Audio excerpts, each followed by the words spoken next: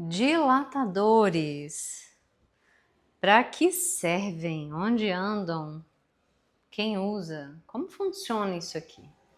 Meninas, hoje a gente vai falar sobre esse aparelhinho aqui e a gente vai trazer um caso clínico inicialmente para que vocês entendam que o dilatador ele vai muito além de só alongar o canal vaginal e a gente vai reforçar sobre alguns cuidados aqui. Então vamos lá.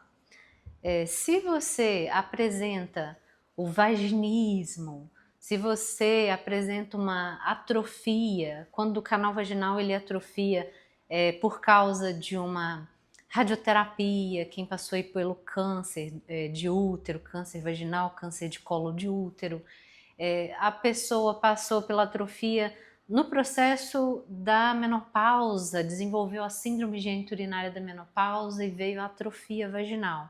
Enfim, tudo que faz a vagina fechar mesmo e impedir a relação com penetração ou gerador, ou impedir a própria realização de exames ginecológicos, porque o canal ele até fecha mesmo, o músculo, a estrutura pélvica vai fechando e atrofiando.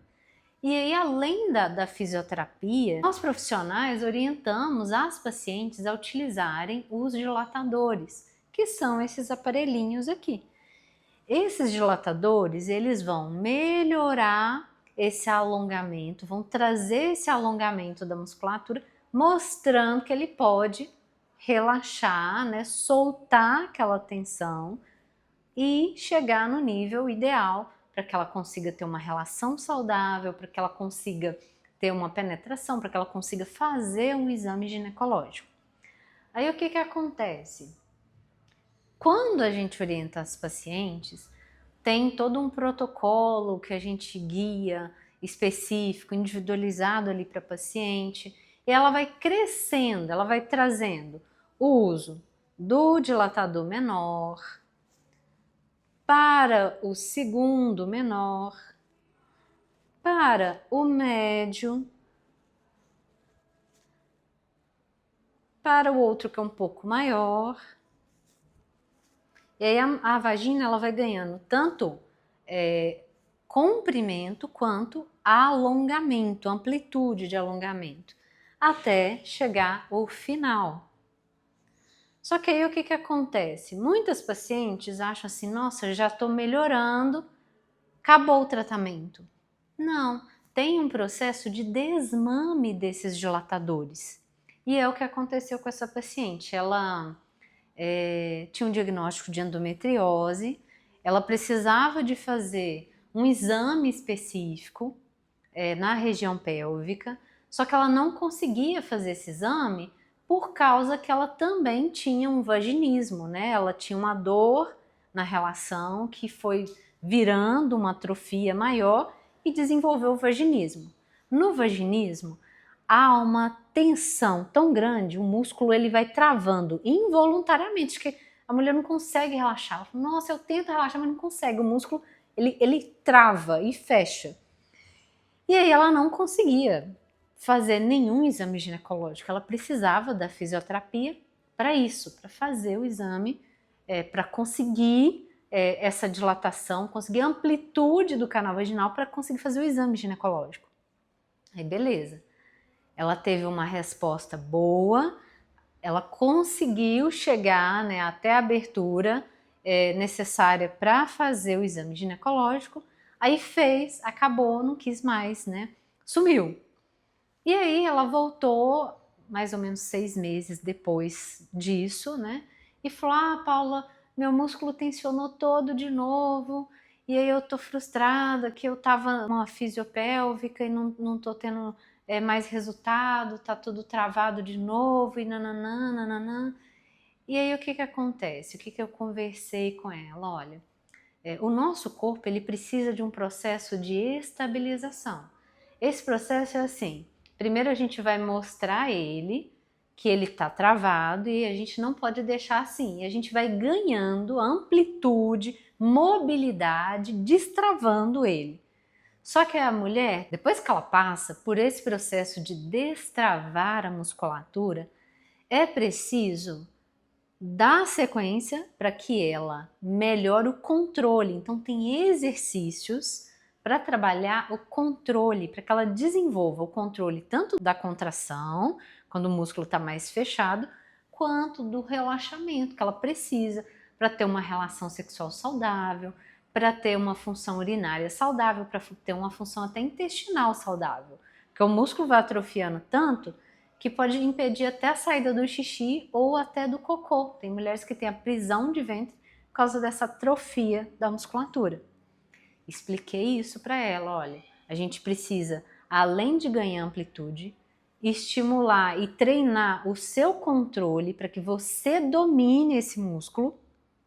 E daí, junto com o processo de dilatador, você vai fazer um desmame, que é uma forma de começar a mostrar ao músculo que mesmo sem a dilatação, ele pode ficar sem esse aparelho. E monitorando, acompanhando ele por um período, até que o organismo, olha só que loucura, isso é um processo educativo. O músculo, ele estava travado e ele achava, nosso corpo é muito inteligente, ele achava que ficar travado assim era normal. Aí a gente começa o trabalho da fisioterapia pélvica e destrava esse músculo. Sucesso até aqui. Só que se a gente não educar, ensinar para essa paciente a ter o controle desse relaxamento, o músculo vai travando de novo. Por isso que a gente tem que fazer o desmame desse dilatador, junto com esse ganho de controle e coordenação motora. Então é necessário, nesses casos, que a mulher tenha esse desenvolvimento de controle e coordenação motora.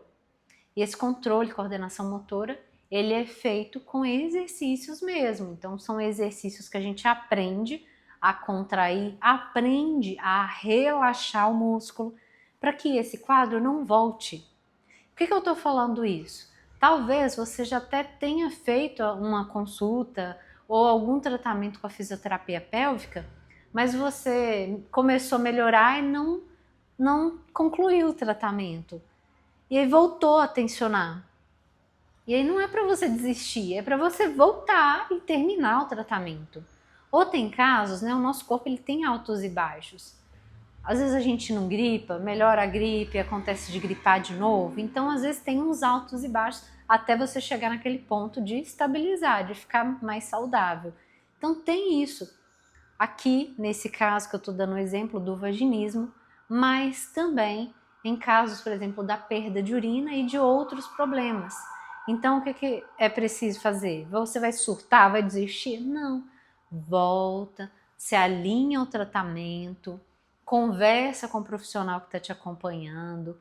Se você não está se sentindo segura, tudo bem, procura uma segunda opinião, mas você precisa de entender que o nosso corpo ele tem etapas.